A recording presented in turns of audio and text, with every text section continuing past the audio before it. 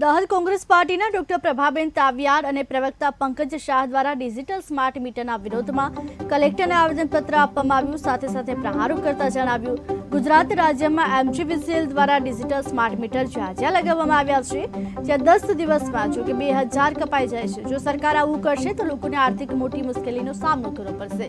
જો બેલેન્સ ન હોય તો તત્કાલ વીજ કનેક્શન કપાઈ જાય છે। માટે ડિજિટલ સ્માર્ટ મીટર કોઈ પણ જગ્યાએ કોઈ પણ ઘરે લગાવવા ન જોઈએ, કેમ કે અન્ય રાજ્યોમાં મફત વીજળી અપાય છે।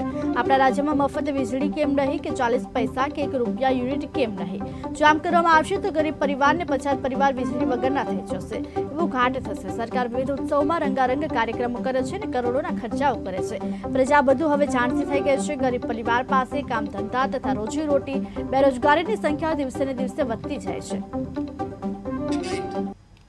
સમિતિ દ્વારા આજે કલેક્ટર ઓફિસમાં આવેદન આપવામાં આવ્યું છે સ્માર્ટ મીટર બાબતે, કે જે સ્માર્ટ મીટર બરોડાની અંદર લાગ્યા અને એના બહુ બધા વિરોધો થયા। એ માટે અમે આજે આવેદન આપ્યું છે કે દાહોદ શહેરમાં પણ એ સ્માર્ટ મીટર મુકાય નહીં, અને એ જો મુકાશે તો એનો જબરજસ્ત વિરોધ દાહોદ શહેર કોંગ્રેસ તરફથી કરવામાં આવશે।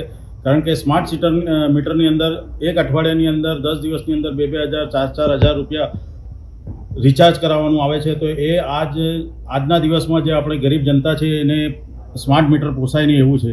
એટલે દાહોદ શહેર કોંગ્રેસ સમિતિ એનો સખત વિરોધ કરે છે અને એનો વિરોધ કરીશું।